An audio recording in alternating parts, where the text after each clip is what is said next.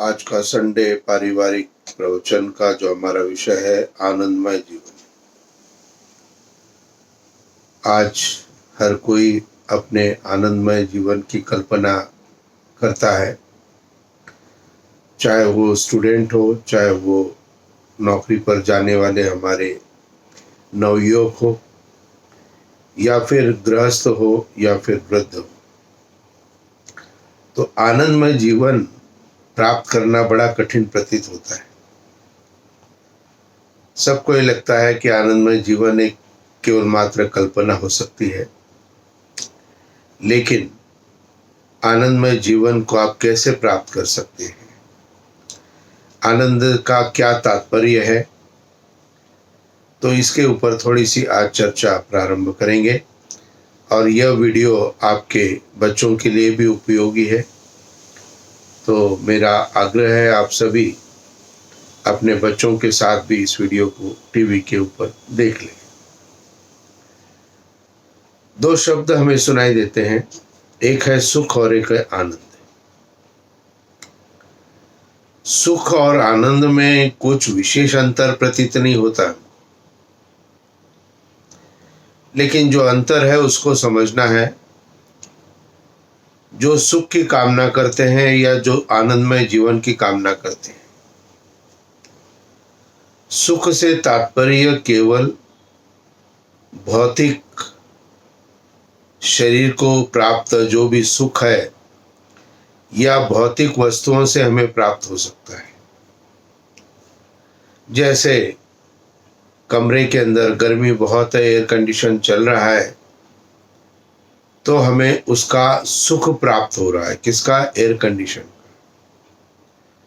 लेकिन जैसे ही बीच में लाइट चली जाती है तो वो सुख फिर दुख में परिवर्तित हो जाता है।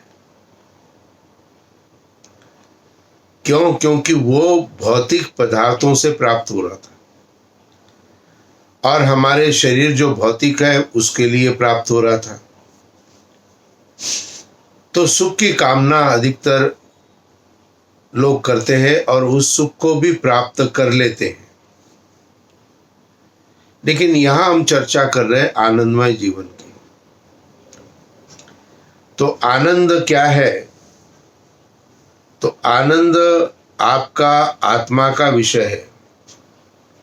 सुख जो विषय था वो शरीर का था, लेकिन आनंद जो है वो आत्मा का विषय है।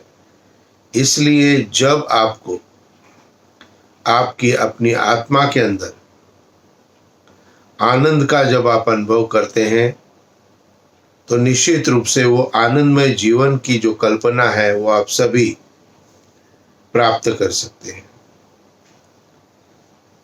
आत्मा को जो प्राप्त होता है आनंद, वह ईश्वर की समीपता से प्राप्त होता है। बाह्य जगत का सुख हमें बाह्य पदार्थों से प्राप्त हुआ है। यदि हम चाहें कि हमारी आत्मा में आनंद प्राप्त हो तो हमें ईश्वर की साधना में जाना पड़ेगा, ईश्वर की भक्ति में जाना पड़ेगा, और उसके लिए हमें जो कर्तव्य कर्म करने हैं उसके अंतर्गत हमारे अंदर की जो विषमताएं हैं वो भी आपको अंदर से दुख प्रदान करती है और आपके आनंद में बाधक है। काम, क्रोध, लोभ, मोह, ईर्ष्या, द्वेष और अहंकार, ये 7 बातें बताई गई है कि यदि ये हमारे अंदर, यदि ये संतुलन के अंदर है तो हमारे लिए आनंद प्राप्त कराएंगे, सुख प्राप्त कराएंगे।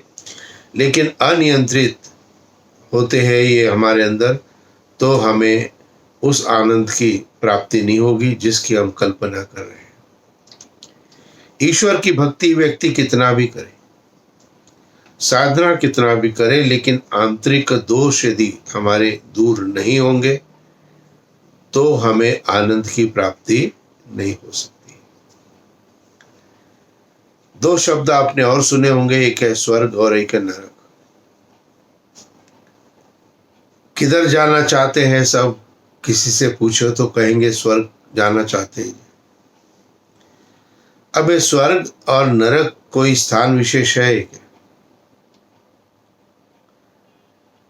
तो स्वर्ग अपने आत्मिक चिंतन में परमात्मा की समीपता से, उत्तम कर्मों से, जब हमारी आत्मा आनंदित होकर के ऊपर की तरफ उदान वृत्ति अर्थात ऊपर की तरफ जब उठना प्रारंभ करती है, तो समझो कि हम स्वर्ग की तरफ जा रहे हैं।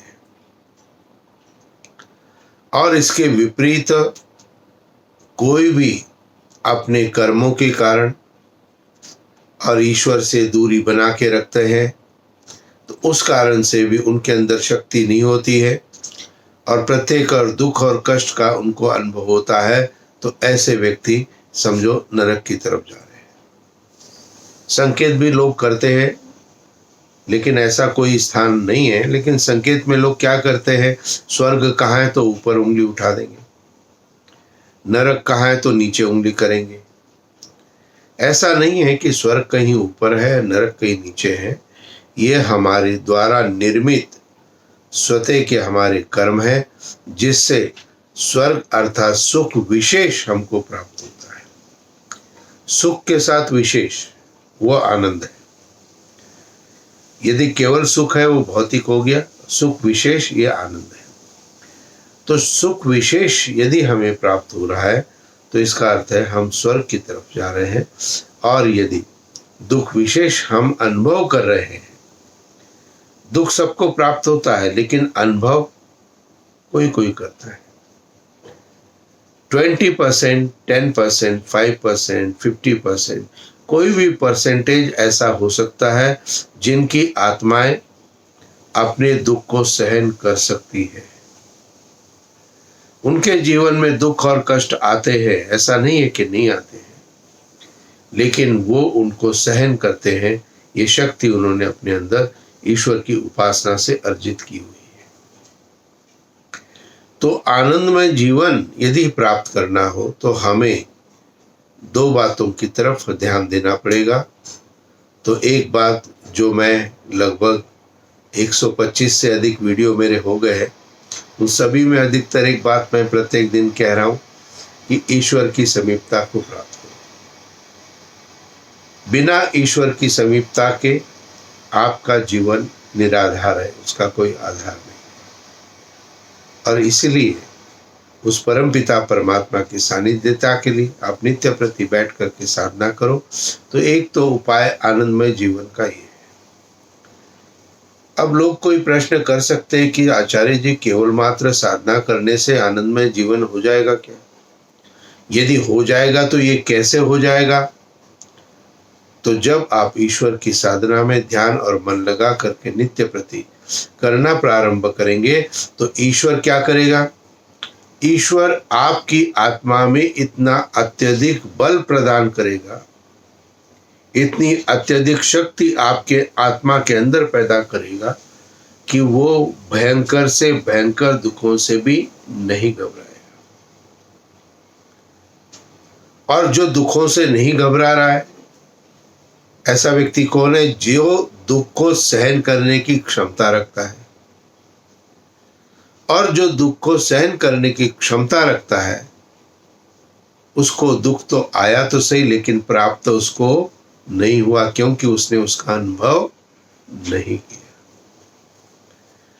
तो ईश्वर की साधना, ईश्वर की भक्ति, परमात्मा की समीपता ही एकमात्र उपाय है कि हम सुखमय जीवन से आनंदमय जीवन की तरफ चलना प्रारंभ करें। सुखमय जीवन के लिए हमने अपना जीवन अभी तक का अधिकतर जीवन हमने व्यतीत किया है। सुखमय जीवन की प्राप्ति के लिए हमने काम किया, धन संपत्ति अर्जित की, अच्छे घर बनाए, अच्छी गाड़ियां ली, अच्छे कपड़े वस्त्र आदि बनाए। ये सभी ने हमको बहुत अधिक शारीरिक सुख प्रदान किया है।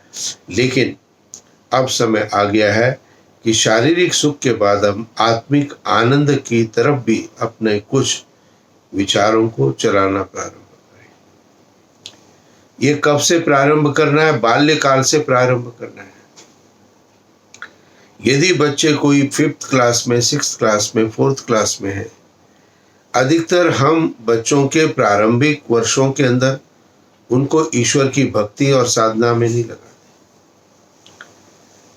वो बच्चे जो हमारे परिवार के अंदर है, वो बच्चे जब 3 से 4-5 वर्ष तक के होते हैं तो उनके घर में जब कभी भी यज्ञ आदि कार्य संपन्न किया जाता है तो वो सबसे पहले आगे आकर के बैठने वालों में वो बच्चे होते हैं जो 5 वर्ष तक की उम्र के होते हैं।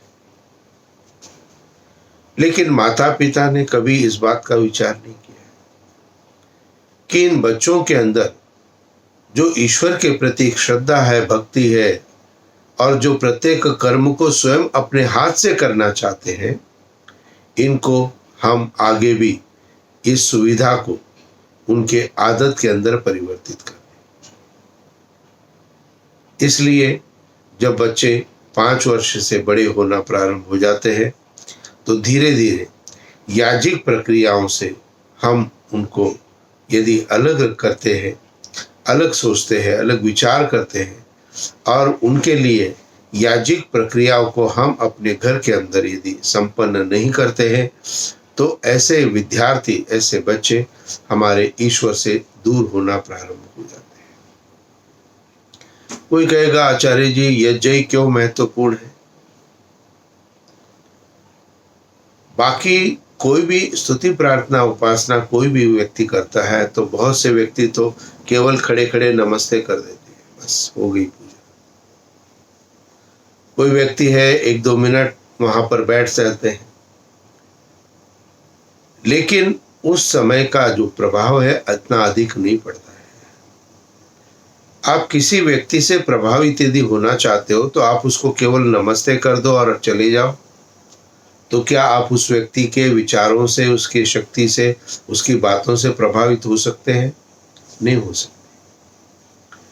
आपको उस व्यक्ति के पास बैठना पड़ेगा, अधिक से अधिक समय देना पड़ेगा, उसके विचारों को, उसके ज्ञान को अपने आत्मा के अंदर धारण करना पड़ेगा, तभी आप उससे कुछ प्राप्त कर सकते हैं। इसीलिए यज्ञ आदि जो भी कर्म है, इन कर्मों के अंदर बच्चे और बड़े सभी लोग अधिक समय तक ईश्वर की सानिध्यता में रहते हैं। दैनिक यज्ञ लगभग 15 से 20 मिनट में संपन्न हो जाता है। जो आप यदि यज्ञ करो अन्य तो लगभग 40 मिनट का समय आपका यज्ञ में लग जाता है, यदि बीच में कोई व्यवधान न पड़े। अब 40 मिनट और यदि प्रवचन भी हो गया तो यदि 1 घंटे का समय हो गया। आपके बच्चे को यदि आपने प्रेरणा दी है कि बेटा यज्ञ में बैठना है और आपने घी डालना है, आपने सामग्री डालनी है, आपने ही यज्ञ कर्म करना है, उसके जन्मदिन के ऊपर विशेष अवसरों पर स्वयं न बैठ करके बच्चे को यदि बिठाया जाए तो ऐसा बालक उस ईश्वर के साथ, क्योंकि उसकी सानिध्यता उसको 1 घंटे तक मिल रही है, तो उसके अंदर के सारे विकार स्वतः ही दूर होना प्रारंभ हो जाएंगे। आज हमारे परिवारों के अंदर यज्ञ की व्यवस्थाएं धूमिल होती जा रही है। जब कभी लोग सोचते हैं भाई यज्ञ करने हैं तो कब करने हैं, तो कहा कि नामकरण संस्कार बच्चे का करना है इसलिए यज्ञ करना है। उसके बाद में कोई यज्ञ नहीं यदि होता तो दूसरा यज्ञ कब होता है? वो होता है विवाह संस्कार के समय में। और विवाह संस्कार के बाद भी यदि कोई यज्ञ को नहीं अपनाता है तो फिर अंत्येष्टि कर्म भी एक यज्ञ है। तो अंतिम समय में जो दाह संस्कार किया जाता है उसमें भी आहुतियां दी जाती है, तो वहां भी यज्ञ होता है। यदि आप अपने स्वयं को केवल इन 3 यज्ञों तक सीमित रखते हैं, यदि आप अपने बच्चों को, यदि आप अपने परिवार को केवल इन 3 यज्ञों तक सीमित रख के आप पूर्णता सोचते हो कि हमारे संतान में, हमारे अंदर, हमारे स्वतः के अंदर वह आनंद प्राप्त होगा, तो ऐसा संभव नहीं। ये आपका कर्तव्य है कि आपने अपने संतान को आनंदमय जीवन की तरफ प्रवृत्त करना है। सुखमय जीवन तो आप दे रहे हैं, और सुखमय जीवन देने की प्रत्येक प्रक्रिया को आप अपने बच्चों के ऊपर ध्यान देकर के पूर्णतः अच्छा भोजन, पूर्णतः अच्छे वस्त्र, पूर्णतः अच्छी सामग्री, पूर्णतः अच्छा घर, पूर्णतः अच्छी गाड़ियां और पूर्णतः अच्छे मोबाइल भी आप दे रहे हो, तो सुख के लिए कितना प्रयत्न आप कर रहे हो। लेकिन फिर भी आप यदि ये अनुभव करते हैं कि बच्चे के अंदर वो संस्कार नहीं आ पा रहे हैं, मैंने इतना कुछ दिया, इतना कुछ किया, तो एक अभाव जो बच्चे के जीवन में रहा, वो रहा आनंदमय जीवन के लिए, परमात्मा की साधना के लिए यज्ञ आदि कर्मों को अपने जीवन में करना। ब्रह्मचर्य आश्रम से यज्ञ कर्म को बालक प्रारंभ करता है। कब तक करता है? वानप्रस्थ आश्रम तक, यानी कि लगभग 75 वर्ष की आयु तक यज्ञ करना है जन्म के बाद।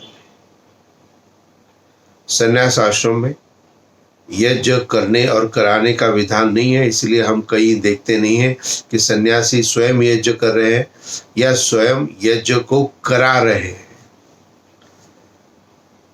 वो इसलिए क्योंकि वहां उनके लिए निर्देश है कि अब भौतिक यज्ञ से आप अलग होकर संन्यास आश्रम में आप अपने अंदर के आध्यात्मिक यज्ञ को प्रारंभ करो। इसलिए सन्यासी भी यज्ञ करता है, लेकिन वो आध्यात्मिक यज्ञ है, भौतिक यज्ञ नहीं है। भौतिक यज्ञ से उसको दूर करके आध्यात्मिक यज्ञ की तरफ उसको प्रेरणा दी गई है। तो कहीं ना कहीं जो आनंदमय जीवन हमारे संतानों के अंदर नहीं प्रतीत होता है या संतानों को स्वयं में नहीं प्रतीत होता है, स्कूल कॉलेज में बहुत डिस्टर्बेंस हो रही है, शरीर को तकलीफ हो रही है, और फिर दोस्तों की भी दिक्कतें हो रही है, और पढ़ाई की भी दिक्कत हो रही है, आने जाने की भी समस्याएं हैं, कई सारी समस्याएं हैं। और इन समस्याओं का निदान यदि हमारे स्टूडेंट चाहते हैं, जो विद्यालय में, जो डिग्री कॉलेज में या जो स्कूलों में पढ़ रहे हैं, तो वो यज्ञ से अवश्य ही जोड़ना अपने आप को प्रारंभ करें। जब आप ईश्वर से जुड़ोगे तो आपकी बुद्धि ईश्वर की समीपता को प्राप्त करके भर्गो देवस्य धीमहि, यानी कि ईश्वर का जो भर गए शुद्ध तेज स्वरूप है वो आपको प्राप्त होगा। और फिर चाहे वो आपके स्कूल की बच्चों की समस्या हो, चाहे वो कॉलेज की समस्या हो, चाहे फ्रेंड सर्कल की समस्या हो, चाहे कोई भी समस्या उनको जीवन में बच्चों को प्रतीत होती है, तो ध्यान से सुने बच्चे सभी कि ये आपको अपने उस जो प्रॉब्लम है उस प्रॉब्लम से दूर करने के लिए आपकी बुद्धि ईश्वर की समीपता के साथ कार्य करेगी और आप उसका हल और उसका सॉल्यूशन निकाल सकोगे। बच्चों को विशेषतः इस बात की तरफ ध्यान देना चाहिए। अधिकतर हमारी घर के अंदर बहुएं जब भी विवाह संस्कार करके आती है, तो निश्चित रूप से प्रथम सप्ताह से ही यदि साप्ताहिक यज्ञ प्रारंभ कर दिया जाए, तो जो बहू घर में आती है वो किससे जुड़ जाती है? यज्ञ से जुड़ जाती है। लेकिन हम इस तरफ ध्यान नहीं देते, इसलिए यज्ञ ही एकमात्र ऐसा साधन है जिस साधन के माध्यम से अधिक समय तक हमारे परिवार के बच्चे या हम स्वयं भी ईश्वर की समीपता को प्राप्त करते हैं।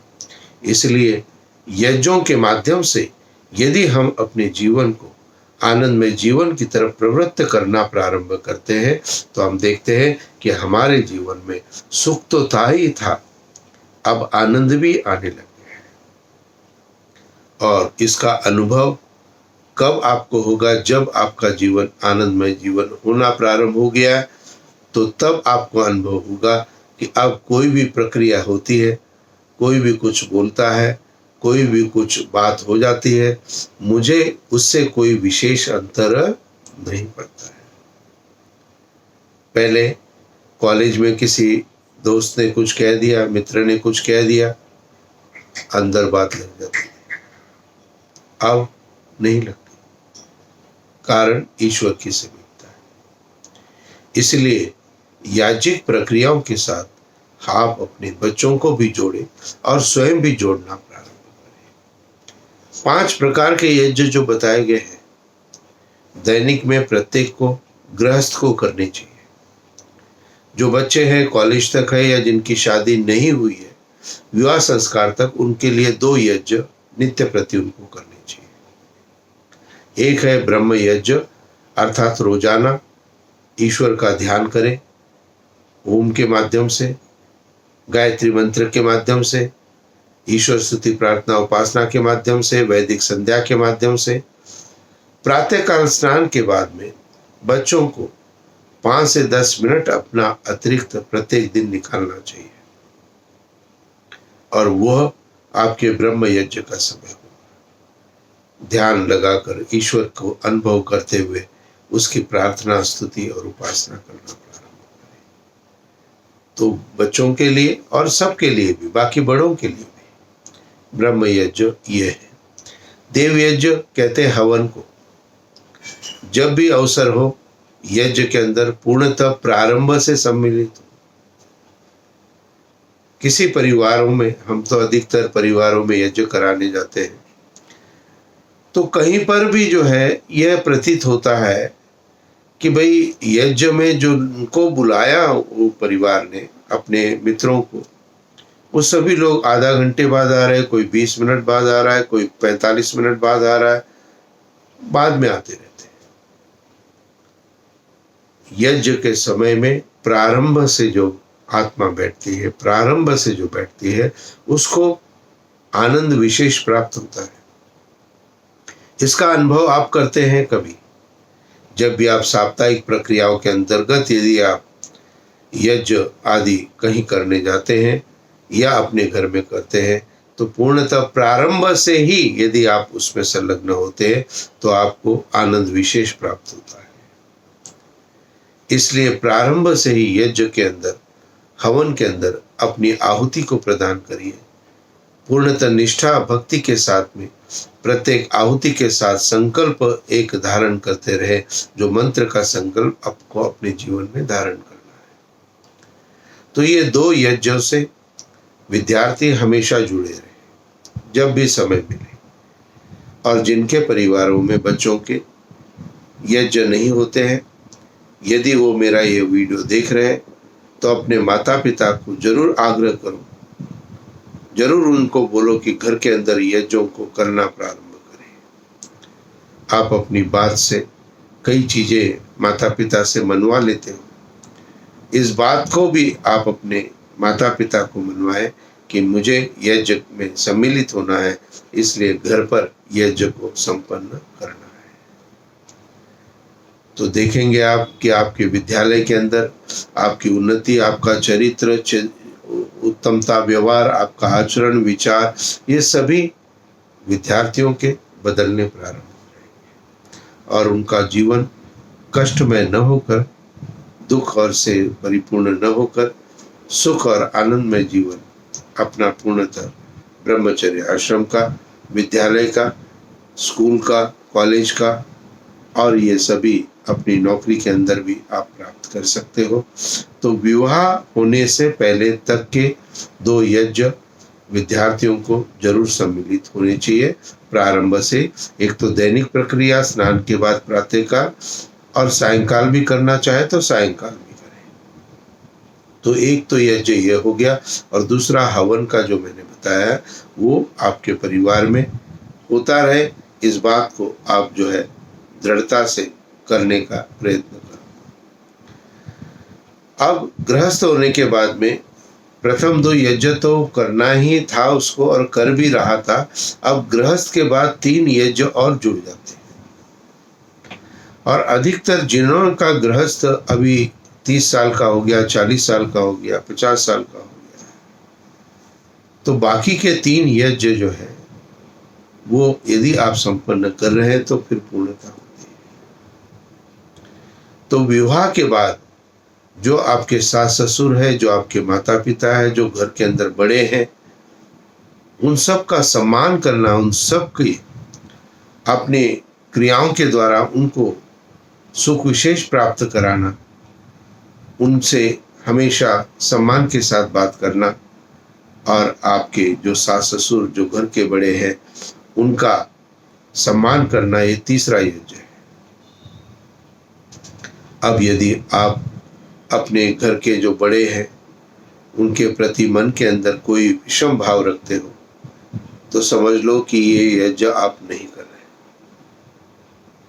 कई बार मुझे कई परिवार के अंदर जाने का सौभाग्य प्राप्त होता है, तो बहुएं कुछ बोलती हैं मुझे कि आचार्य जी इनकी आदत ऐसी, उनकी आदत ऐसी है। तो मैं हमेशा बहुओं को एक बात जरूर बताना चाहता हूँ, बोलना चाहता हूँ कि जिस भी परिवार में आप विवाह करके आए हो उस परिवार के अंदर आपके पति के अतिरिक्त भी बाकी जो माता पिता है उनके, वो भी हमेशा आपके लिए अपने माता पिता के समान होने चाहिए। उनका व्यवहार, उनकी आदत, उनका स्वभाव जैसा है उसको आप बदल नहीं सकते, लेकिन आप उनको अपने माता पिता की तरह यदि मानना प्रारंभ करोगे तो सारी समस्याओं का समाधान आपका हो जाएगा। तो तीसरा यज्ञ है पितृ यज्ञ, अर्थात जो घर के अंदर बड़े हैं, हमारे सम्मान के अधिकारी है, माता पिता है या जो भी आयु में बड़े हैं, जो विद्वत्ता में बड़े हैं, उन सब का सम्मान करना ये तीसरा यज्ञ पितृ यज्ञ है।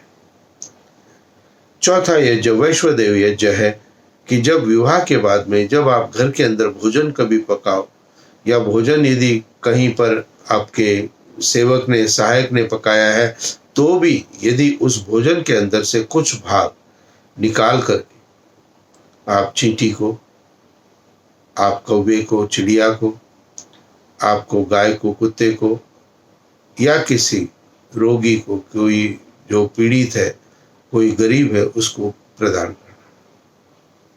तो जो आप अन्न ग्रहण करते हो उस अन्न को ग्रहण करने से पहले उसमें से थोड़ा सा भाग जिसमें अंदर नमक न हो और जो खट्टा न हो, दो चीजों का अलग हो, इससे अतिरिक्त जो है वो भाग आप अपने इन प्राणियों के लिए निकाल सकते हो और उनको दे दीजिए। शायद हम बहुधा इन बातों को नहीं करते हैं। बहुत से परिवारों में गाय की रोटी बनती है, देते हैं, देने का भी प्रयत्न करते हैं।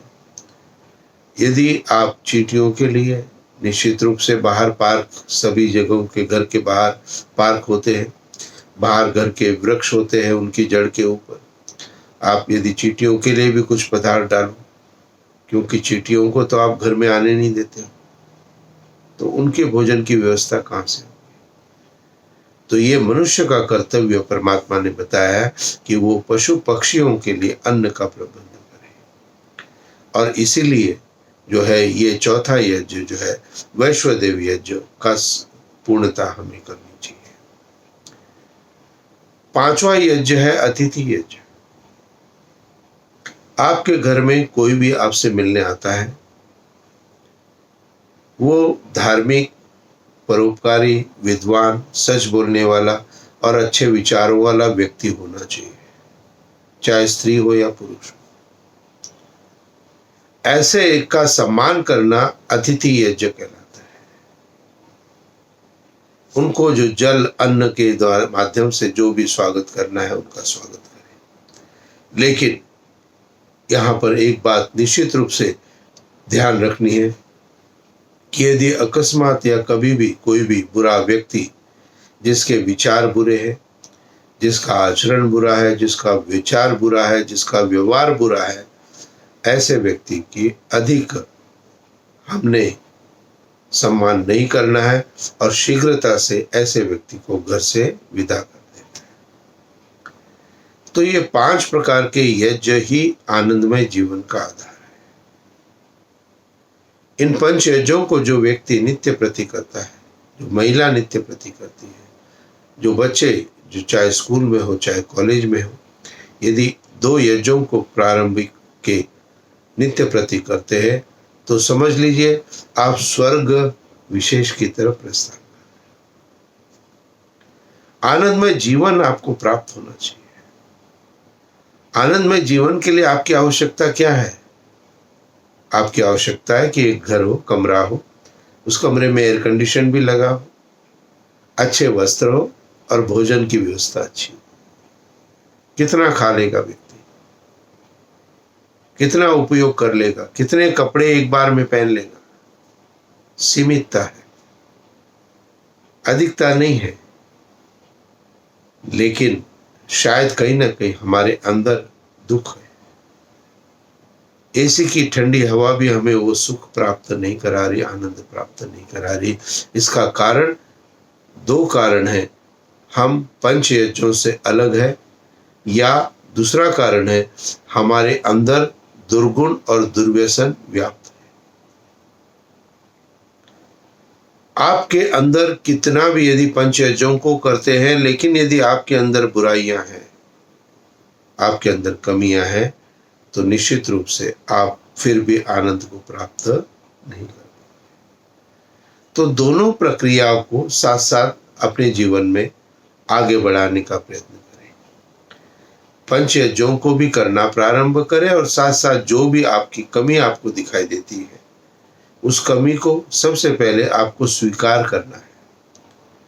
आपको मानना है कि मेरे अंदर ये कमी है, क्योंकि जो व्यक्ति अपनी कमी को मानता है वही उस कमी को दूर कर सकता है, और जो मानता ही नहीं है वो अपनी कमी को कभी दूर नहीं कर सकता है।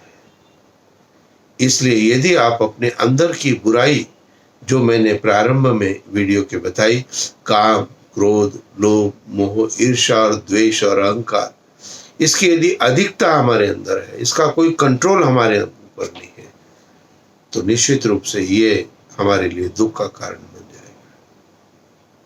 इसलिए इनके ऊपर कंट्रोल करना है, प्रयोग तो करना है इनको। प्रयोग इसलिए क्योंकि ये जीवन के लिए आवश्यक है।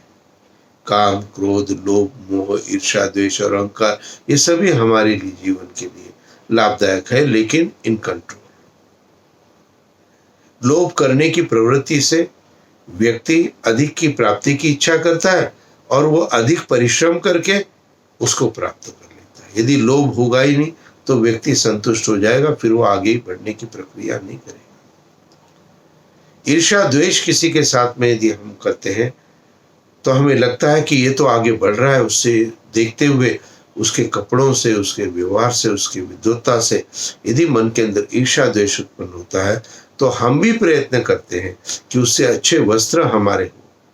हम भी प्रयत्न करते हैं कि हमारी विद्या, हमारा ज्ञान उससे भी अच्छा हो। इसके लिए हम प्रयत्न कब प्रारंभ करते हैं? जब हमें किसी अच्छे व्यक्ति से ईर्ष्या या द्वेष हो जाती है, तो वहां संतुलन है। और निश्चित रूप से ईर्ष्या द्वेष और अहंकार, अहंकार यानी कि मैं की भावना, आप क्या है ये आप जानते हो, इसका अभिमान आपको होना चाहिए। लेकिन आप क्या हो इसको आप जानते तो हो, लेकिन उसको आप सब जगह प्रदर्शित करना चाहते हो, सब जगह आप बोलना चाहते हो, सब जगह सबको दबाना चाहते हो, तो निश्चित रूप से आपका अहंकार आपके नियंत्रण में नहीं है, क्योंकि आप दूसरे को अत्यधिक क्रोध के माध्यम से दबाना चाहते हो। आप केवल अपनी सोच से ही लोगों को ले जाना चाहते हो। तो ऐसे अहंकारी व्यक्ति के अहंकार अपना नियंत्रण में नहीं होता है। तो ध्यान रखेंगे, काम, क्रोध, लोभ, मोह, ईर्ष्या, द्वेष और अहंकार, ये सभी हमारे लिए संतुलन के साथ हमको यदा कदा जब भी आवश्यकता हो हमें प्रयोग में करने हैं। लेकिन इसकी अत्यधिकता में हमें नहीं जाना है। अत्यधिकता में जाएंगे तो दोष हो जाएगा। मैं 2 रोटी यदि खाता हूं और यदि हमारे पास बहुत सारे पैसे हैं, हम कहेंगे जी हम 10 किलो आटा खरीद सकते हैं तो खरीद लो जी। हम 10 किलो आटे की रोटी भी है नौकर से बनवा सकते हैं, बनवा लो जी। हम 10 किलो रोटी, आटे की रोटी जो है खा लेंगे, तो आपका शरीर स्वस्थ रहेगा क्या? नहीं रहेगा। क्यों? क्योंकि वहां अधिकता होगी। तो किसी भी चीज की अधिकता यदि आपके शरीर के लिए भी है तो आपके शरीर को नुकसान करती है। ठीक इसी प्रकार से काम, क्रोध, लोभ, मोह, ईर्ष्या, द्वेष और अहंकार है। इसका संतुलित उपयोग अर्थात 2 रोटी यदि हम ग्रहण करते तो हमारी लाभ प्राप्त करता है। और यदि हम 10 किलो रोटी जो है खाने का प्रयत्न करते हैं, या ये चीजें काम, क्रोध, लोभ, मोह, ईर्ष्या, द्वेष और अहंकार जब भी कभी यदा कदा उत्पन्न होते हैं, फिर इसकी कोई लिमिट हमारी नहीं होती है, हम इसमें आगे बढ़ते चले जाते हैं, तो ये हमारे लिए दुख का कारण बन जाती है। आनंदमय जीवन सबको प्राप्त हो सकता है। आनंदमय जीवन आप सब करने के अभ्यर्थी हो।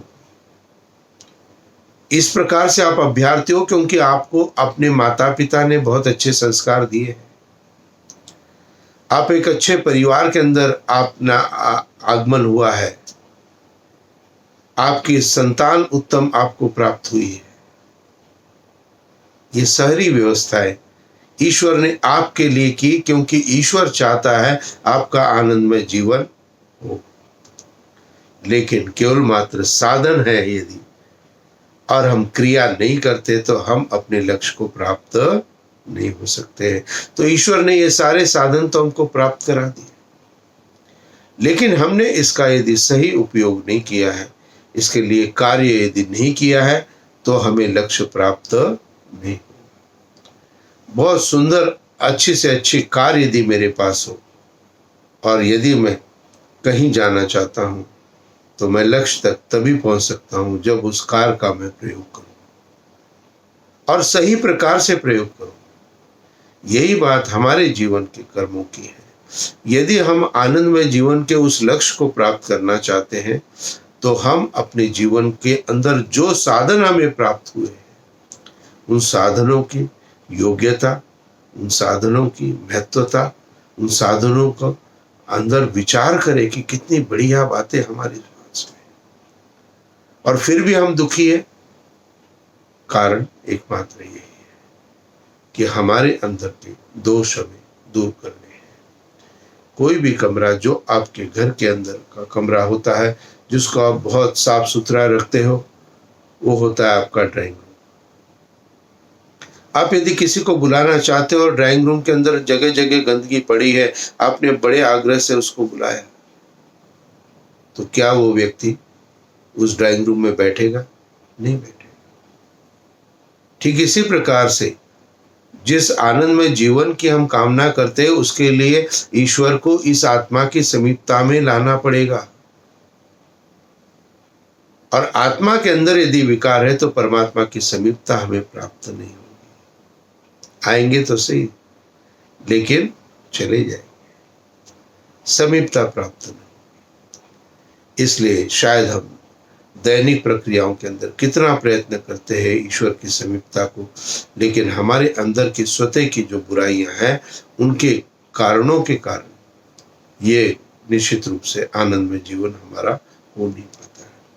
और अंत में एक बात कह के अपनी वाणी को विराम देना चाहता हूं कि हमेशा इस बात को ध्यान में रखो कि आपके अंदर गुण शायद 10 या 15 हो सकते हैं, लिख लेना।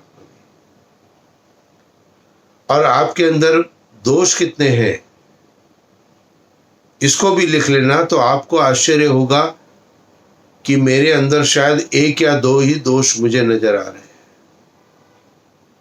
लेकिन ध्यान रखना, जिस प्रकार से 5 लीटर दूध में 2 बूंद नींबू की उस दूध के अस्तित्व को समाप्त कर देती है, इसी प्रकार के आपके 15 से 20 जो गुण आपके हैं, वो आपके 2 अवगुणों से समाप्त हो रहे हैं। और आपकी पहचान किससे हो रही है? गुणों से नहीं हो रही है, दुर्गुणों से हो रही है। इसलिए अपने अंदर के दुर्गुणों को दूर करते हुए पंचयज्ञों को अपने जीवन का भाग आवश्यक रूप से बनाएं। और सुख तो प्राप्त कर लिया है, ये लक्ष्य तो हमारा प्राप्त हो गया है, क्योंकि अच्छा घर हो गया, गाड़ियां हो गई, मोबाइल हो गए, कपड़े हो गए, बच्चे हो गए, सभी हो गया, सुख तो मिल गया। अब आनंद प्राप्त करना है, और यह ईश्वर की समीपता से आपको प्राप्त होगा। और इसीलिए मेरा विशेष आग्रह आप सबसे है, आप अपने परिवार के सभी बच्चों के मोबाइल के अंदर मेरे इसको सब्सक्राइब कर दीजिए, चैनल को। बहुत से लोगों ने अभी तक नहीं किया है सब्सक्राइब। आप भी मेरे चैनल को सब्सक्राइब करें। अन्य जो भी आपके परिवार के अंदर मित्रजन है, आपके परिवार के अंदर रिलेटिव्स है, उनको भी इसकी प्रेरणा दें और निश्चित रूप से उनको भी प्रेरणा करें कि इस चैनल को हम भेज रहे हैं आपको, इसको आप देखिए, सुनिए और फिर इसके साथ जुड़ने का प्रयत्न करिए। तो आपके लिए ईश्वर से मैं प्रार्थना करता हूँ कि सुखमय जीवन के साथ अब आगे आनंदमय जीवन की तरफ आपका प्रस्थान होना चाहिए और अपने आनंदमय जीवन की तरफ आप अपने परिवार के साथ सामंजस्य बनाते हुए चलें। परिवार के साथ यदि सामंजस्य नहीं है तो भी आनंद नहीं प्राप्त होगा।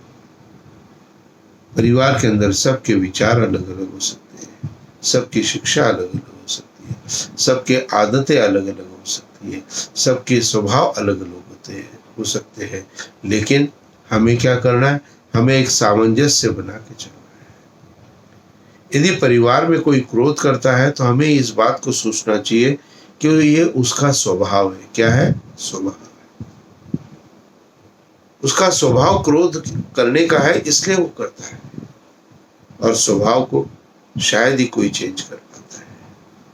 तो इसलिए जो भी स्थिति आपके साथ वर्तमान में है, चाहे विद्यार्थी हो, चाहे स्कूल की हो, चाहे कॉलेज की हो, चाहे हम गृहस्थ हो, तो जो भी स्थिति हमारे साथ है उसके साथ समन्वय करते हुए हम अपने व्यक्तिगत जीवन और अपने परिवार और अपने समाज को आनंदमय जीवन में ले जाने का एक प्रयत्न आज से प्रारंभ करें। इति हो। शांति शांति शांति।